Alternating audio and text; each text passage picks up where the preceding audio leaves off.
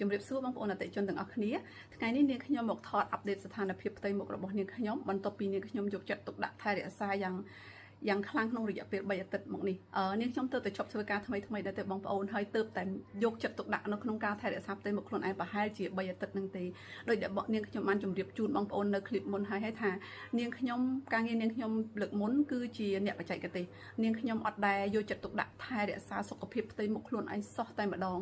ហើយបូកជាមួយនឹងជំនឿចាស់ដែលនាងខ្ញុំតែងតែមានគឺថាគេហៅខ្ញុំនាងខ្ញុំសូមប្រើពាក្យថាពូជដោយសារពូជនាងខ្ញុំគឺអត់មានស្បែកដែលរលោងស្អាតទេ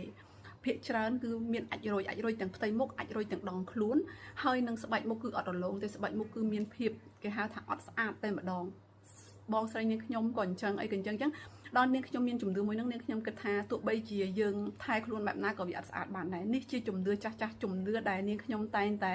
យកមកជាមួយខ្លួនឯងនាងខ្ញុំឥឡូវអាយុ41ឆ្នាំហើយនាងខ្ញុំអត់ដែលប្រើផលិតផលឬក៏អីសោះរហូតដល់នាងខ្ញុំអាយុ30ជាងតែ30ជាងនាងខ្ញុំប្រើក៏ប្រើតិចមែនតើនាងខ្ញុំគាត់តែប្រើលេតែមួយមុខគាត់កាលពីកំណើតថ្ងៃក៏អត់មានអីក៏អត់មានលេអីចេះតែទិញតាមsmall ឬក៏ supermarket អីចឹងដើម្បីយកមកលាបគឺអត់មានការថែរក្សាមួយដែលយកចិត្តទុកដាក់កើតឡើងសោះតែម្ដងហើយឥឡូវនេះនាងខ្ញុំចង់ផ្លាស់ប្ដូរខ្លួនឯងចង់សាកល្បងកែប្រែខ្លួនឯងហើយនឹងចង់ដឹងមើលថាតើជំនឿចាស់ដែលនាងខ្ញុំធ្លាប់តែមាននឹងតើអាចបំបែកបានអត់ឥឡូវនេះនាងខ្ញុំកំពុងតែនៅក្នុងprocess នៃការផ្លាស់ប្ដូរខ្លួនឯងហើយនឹងការថែរក្សាផ្ទៃមុខនាងខ្ញុំនាងខ្ញុំអត់បានទៅ clinic ឬក៏ចាក់សេរ៉ូមចាក់អីទេគឺនាងខ្ញុំប្រើផលិតផលសុទ្ធសាធហើយចង់ដឹងមើលថាតើវាទៅបែបណានាងខ្ញុំយកខ្លួនឯងជា lab test ដើម្បីដឹងថាផលិតផលពិតជាអាចកែប្រែខ្លួនឯងមានអត់នាងខ្ញុំប្រើមានសេរ៉ូមមាន essence មាន cream មានបំបត្តិស្នាមអាចរុយហើយឥឡូវនេះនាងខ្ញុំទើបតែចាប់ផ្ដើមបិទម៉ាស់ក្នុងរយៈពេល2ថ្ងៃនេះគឺជាស្ថានភាពផ្ទៃមុខរបស់នាងខ្ញុំពេលដែលនាងខ្ញុំកំពុងតែថតវីដេអូនេះគឺនៅថ្ងៃទី13ថ្ងៃនឹងតែម្ដងថ្ងៃទី13ខែ3ឆ្នាំ2026ហើយម៉ោង10 កន្លះព្រឹកហើយមុខនាងខ្ញុំឥឡូវនេះគឺនាងខ្ញុំលាបពីមុខមាន collagen gel បូកជាមួយនឹង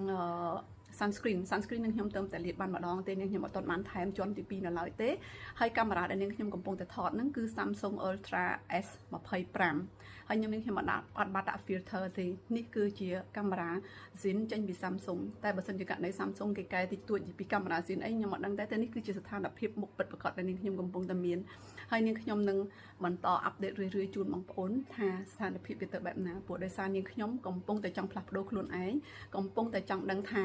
ជំនឿចិត្តមួយដែលចង់ផ្លាស់ប្ដូរខ្លួនឯងហ្នឹងវាទៅជាបែបណានាងខ្ញុំនឹងបន្តថតអាប់ដេតមុខរបស់ខ្លួនឯងជូនបងប្អូនអតិថិជន